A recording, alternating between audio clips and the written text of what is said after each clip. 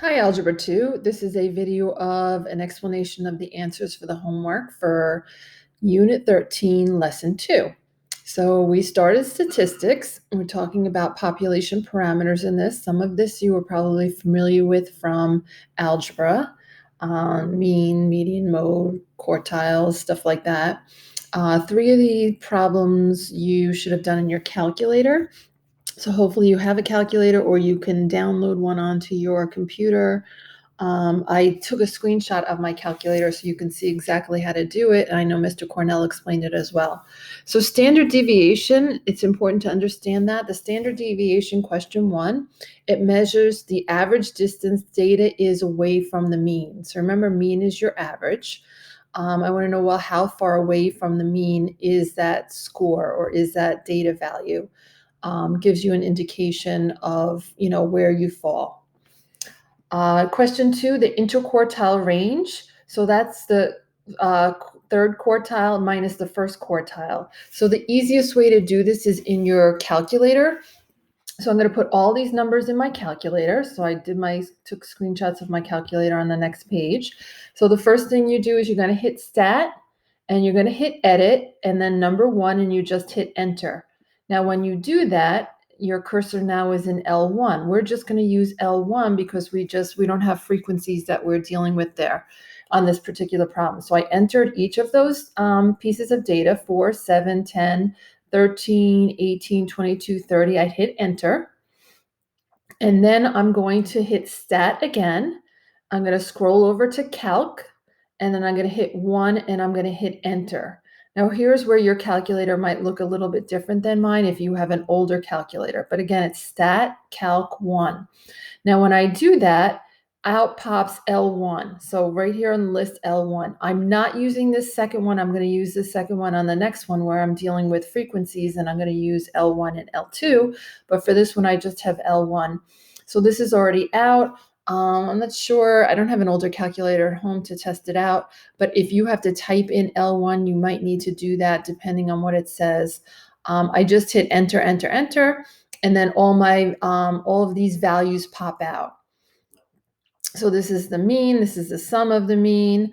My standard deviation is right here, so 8.424. But this particular problem, all I cared about was the first quartile and the third quartile. So here I am. Let me just highlight those for you so you can see them. I just needed this and this because the interquartile range is the third quartile minus the first quartile. Okay, so go back to my problem over here. And I can see all I did was 22 minus 7, and that's 15. 3, I have 348 freshmen out of 622 have cell phones. I want to find the population proportion for freshman cell phone ownership. So all I'm going to do is I'm going to take this 348, I'm going to divide it by the total number of people in the freshman class, 622, and that gives me 0.5594 or 0.56 is the population proportion. So that's a nice easy one.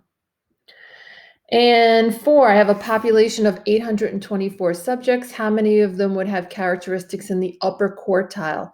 So remember, the median is the middle. The lower quartile sort of divides that middle in half, the lower half, so that the first quartile is the 25th percentile, and the third quartile is the 75th percentile. But if I want to know how many are in that upper quartile, that upper 75%, I want to do 1/4 times the total population because I want everything above 75%. So 1/4 times 824, there are 206 people in that upper quartile. Okay, looking at number 5 right here.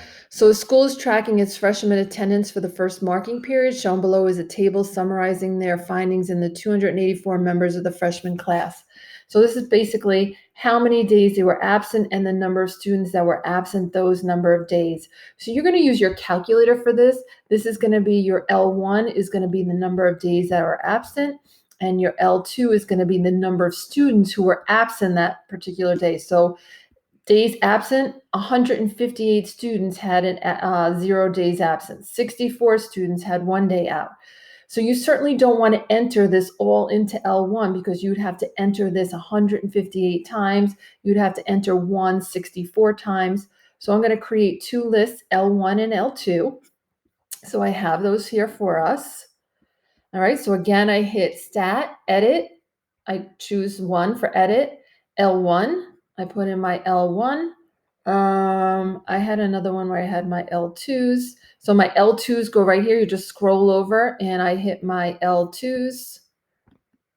Oh, here they are. Sorry, I was on the wrong screen totally. Okay, so I was wondering why I didn't have my L2s. So again, I hit Stat and I hit Edit. My L1s went right here. My L2s went right here. Okay. Now I'm going to hit Stat and Calc. Now your calculator might be different. This time the list L1 is already there. I have to enter L2 in.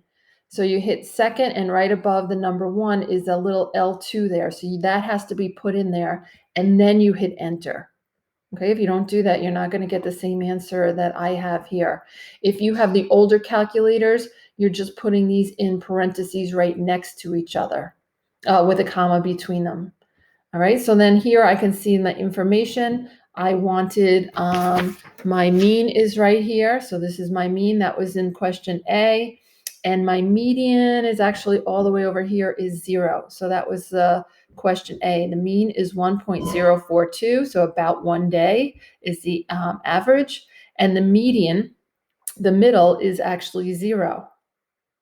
Question B wants to know the population standard deviation. So this right here is my population standard deviation versus this would be a sample standard deviation. I want to do the population because I asked this question, or this data reflects the entire population. It's not a sample. So this is question B. What's the population standard deviation? And I rounded that off to 1.8. Okay, and then we can go back and we can look at the question. Whoop, sorry, went too far again. So as I said, the mean was 1, the median is 0, and the population standard deviation is 1.8. Now I want to know what proportion of the population has an absenteeism greater than 4 days. So I want all the people that are absent more than 4 days. So 4 days, there's 4 people. 5 days, 6 days, 9 days, and 13 days. I want to add these all up. So I'm adding 7 plus 8 plus 2 plus 1. There are 18 students that are absent 5 or more days. And there's 284 students total. So I'm just writing 18 divided by 284 is 0.063. And then if I move that decimal over, that's about 6%. Okay, so 6% of the population is absent 5 or more days. All right, and this last problem, now you can do this by entering all of this data into your L1, and that would be perfectly fine. There are some repeats in here, but not a lot of repeats.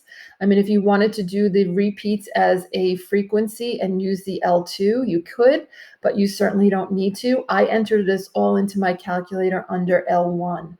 So that's the one I went to by mistake before. So here it is. So stat edit.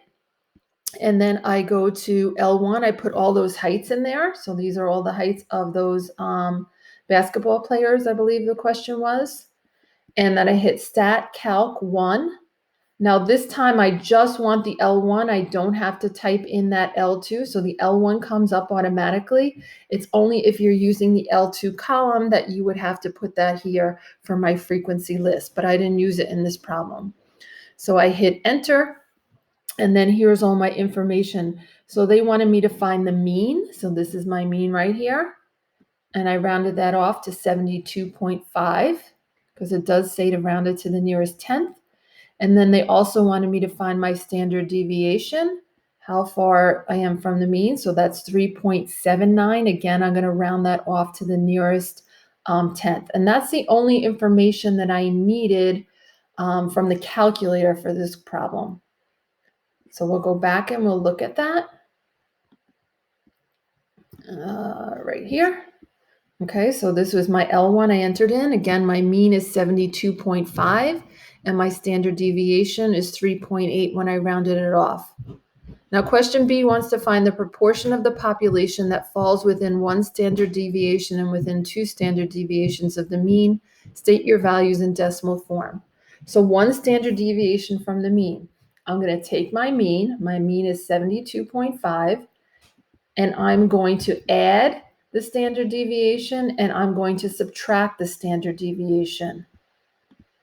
Okay, so those are all the scores from 68.7 to 76.3. And I want to know how many players are there that are greater than 68.7 and less than 76.3. So I'm going to count 1, 2, 3, 4, 5, 6, 7, 8, 9. I'm going to count the 76. I'm not counting the 77. So everything here, these 9 scores are between 68.7 and 76.3. So there are 9 players between 68.7 and 76.3, and 9 over 15 is 0.6. And then I'm going to do the same thing, but this time I want to be 2 standard deviations away. So I'm going to take my standard deviation. I'm going to take my mean, and I'm going to subtract 2 standard deviations, the 3.8 times 2, and I'm going to add 2 standard deviations, 2 times 3.8, and that gives me 64.9 and 80.1.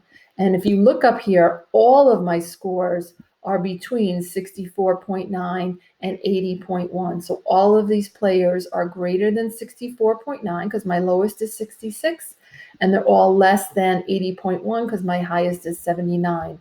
So if all players are between those two scores, then it's 15 over 15, and it's going to be 1 as my proportion.